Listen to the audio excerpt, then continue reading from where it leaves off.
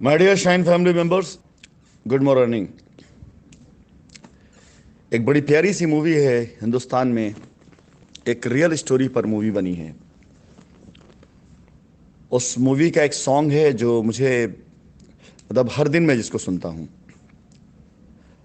उसका कुछ डायलॉग उसके बड़े प्यारे हैं। बट उस मूवी का एक जो डायलॉग है वो बड़ा असर करता है लाइफ में, कि आज कुछ नहीं बचा जिंदगी में, फिर भी खुश हूँ क्योंकि अब कोई फर्क नहीं पड़ता। और फर्क तभी पड़ता है जब आप पर कोई फर्क नहीं पड़ता। यस, बिल्कुल सही।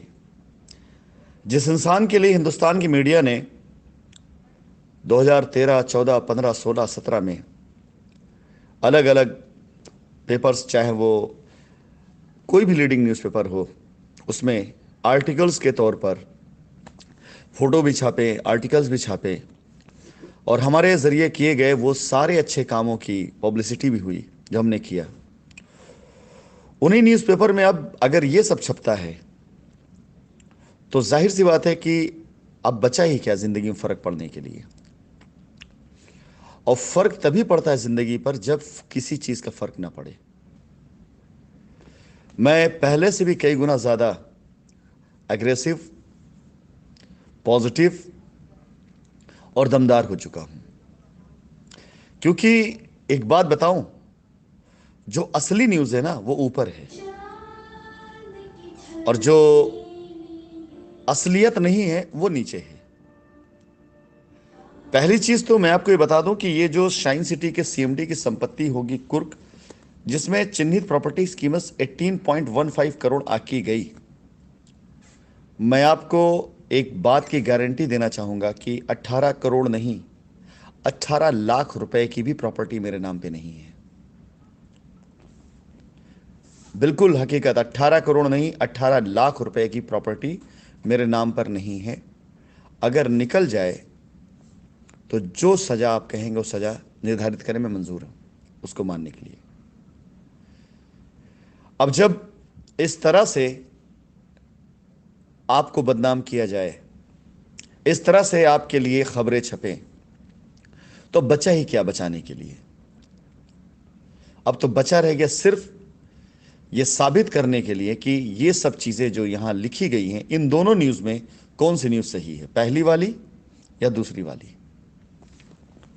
फिलहाल इस न्यूज़ के लिए मैंने, जो नीचे की न्यूज़, इसके लिए मैं अपना वॉइस नोट नहीं डाल रहा हूँ, बल्कि ऊपर न्यूज़ के लिए डाल रहा हूँ। वो मूवी जिसका मैंने जिक्र किया ना, उस मूवी के अंदर एक और बहुत प्यारा शॉट है। जब भी मुझे फुर्सत मिलती है ना, मैं उस शॉट को देखता ज़रूर हूँ। मूवी का नाम अजहर है, और हमारे देश के भारतीय टीम के भूतपूर्व कप्तान मोहम्मद अजहरुद्दीन के ऊपर मूवी बनी हुई है। जब अजहरुद्दीन के ऊपर मैच फिक्सिंग का इल्ज़ाम लगता है और उनका केस जब लड़ना होता है कोर्ट में, तो उनके केस को लड़ने के लिए बड़े नामी गिरामी वकील, उनको ये लगता है कि अजहरुद्दीन उनके पास आएंगे केस के लिए। लेकिन अजहरुद्दीन का एक वकील दोस्त भी रहता है। वो वकील दोस्त जो बहुत नामी गिरामी नहीं रहता है। अजहरुद्दीन अपने उस दोस्त के पास जाता है केस को लेकर के, और नामी गिरामी वकीलों को वो इनकार कर देता है। तो उसका दोस्त उससे ये पूछता है कि तेरे पास तो इतना पैसा था कि तू देश का कोई भी नामी गिरामी वकील को तू रख लेता और वो हायर कर लेता और तेरा मुकदमा लड़ते, तूने मुझे ही क्यों चुना। तो अजहरुद्दीन उनके सामने जो बात बोलते हैं, मैं वो बात कहना चाहूँगा।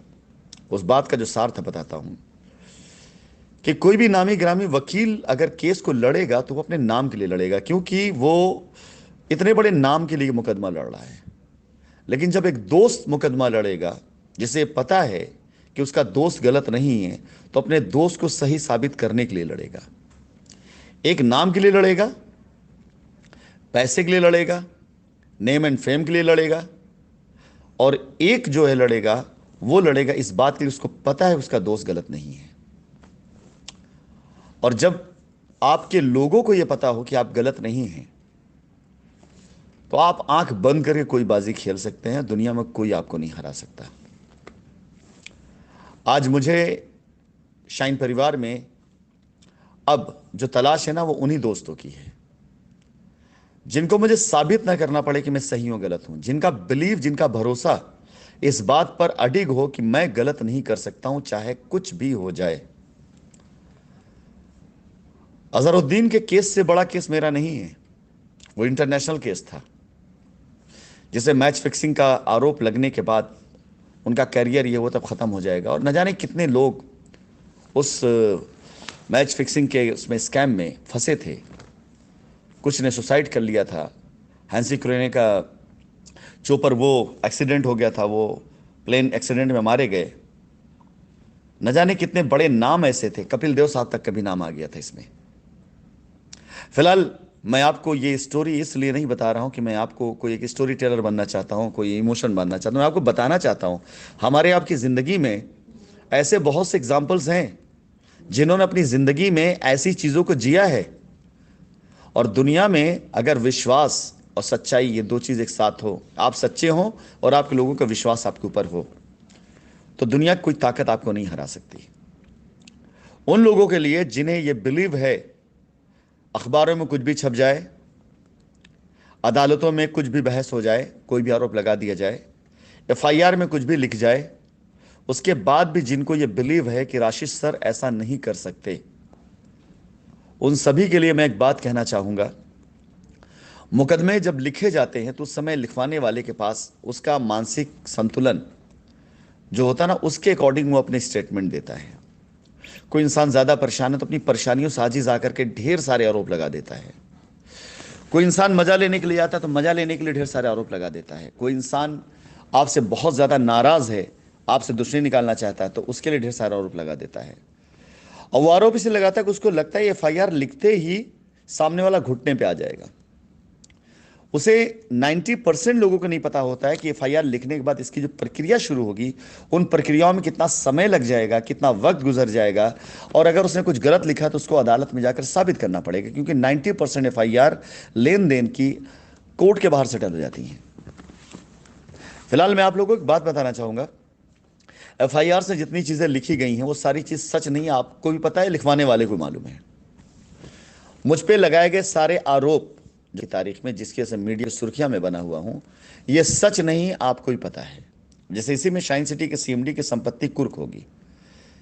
साहब, शाइन सिटी के सीएमडी की संपत्ति नहीं, बल्कि ये शाइन सिटी की संपत्ति है।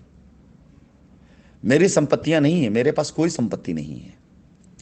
पहले ही दिन, अगर आप भूले ना हो, तो मैंने शाइन परिवार के सभी लोगों को कई बार स्टेज से ये बात कहा था, और राशिद नसीम आज तक इस बात को सही साबित करता है कि जब तक मेरे कस्टमर्स को किसी भी एक प्रोजेक्ट में पूरा पोजीशन नहीं मिल जाता, पूरी तरीके से मैं अपना एक प्रोजेक्ट कंप्लीट नहीं कर लेता, तब तक मैं अपना कोई घर नहीं बनाऊंगा। और अगर मैं अपना घर बनाऊंगा तो अपने उसी प्रोजेक्ट में बनाऊंगा जहां मैंने पोजीशन दे रखा होगा, वहां मेरे एसोसिएट, मेरे कस्टमर खुद मेरे लिए प्यारा मकान बना देंगे। मुझे कोई जरूरत नहीं घर बनाने की, मुझे कोई जरूरत नहीं संपत्ति खरीदने की। मेरी संपत्ति ये मेरा शाइन परिवार है। आज भी पूरे हिंदुस्तान के अंदर मेरी आवाज 10 लाख से भी ज्यादा लोगों तक जाती है। वो लोग जो मेरी बातों को सुनते हैं, अगर एक एक आदमी से मैं सिर्फ अपील भी कर दूं और किसी बेहतर प्लेटफॉर्म को लाकर काम शुरू कर दूं और अपील भी कर दूं कि सिर्फ 1 लाख का बिजनेस आपसे चाहिए, तो मैं इस साम्राज्य को फिर से बना सकता हूं जिस पर मैंने अभी काम ही नहीं किया और अब करने जा रहा हूं। 10 लाख से भी ज्यादा लोग ऐसे हिंदुस्तान के अंदर जो सीआरएस, बीडीएम और सीनियर बीडीएम पे लेवल पे थे, क्योंकि प्रेसिडेंट्स, वाइस प्रेसिडेंट, ये सब तो डर गए। और ये जो लाइन है ना, पहली या दूसरी लाइन, इस दोनों लाइनों के अकाउंट में कंपनी की तरफ से बेइंतहा मिलियंस पैसे भरे पड़े हुए हैं। मैं भी नजरें खोल के बैठा हुआ हूं, मेरे भी दोनों कान खुले हुए, मेरे भी कॉन्टैक्ट हैं। मैं भी पता करता रहता हूं कि हाँ, किसके अकाउंट में कितने पैसे मिले, डिपार्टमेंट में किसके पास क्या रिपोर्ट है और किसने कितना पैसा कमाया है। यह खबर मुझे भी लगती रहती जैसे आपको लगती है। आप देख लीजिएगा इस मुकदमे का अंजाम। सबसे पहले मैं अपने उन लाखों लोगों को कहना चाहूंगा, अखबारों में कुछ भी छप जाए, ध्यान रखना, कोई फर्क नहीं पड़ना चाहिए। क्योंकि अगर आप पर फर्क पड़ गया तो नतीजे फर्क पड़ जाएगा, और अगर आप पे फर्क नहीं पड़ा तो नतीजे पे पॉजिटिव फर्क पड़ जाएगा। दुनिया कुछ भी कह डाले, फर्क नहीं पड़ना चाहिए, क्योंकि अगर आपके ऊपर निगेटिव फर्क पड़ गया तो हमारे पॉजिटिव नतीजों फर्क पड़ जाएगा, और अगर आप पर पॉजिटिव फर्क पड़ गया तो हमारे पॉजिटिव नतीजों फर्क पड़ेगा। एक बात का हमेशा यकीन रखना कि आपका चेयरमैन गलत नहीं था, गलत नहीं है और गलत नहीं होगा। और एक बात और बता दें, अखबारों में, अफवाहों में कुछ भी हो जाए,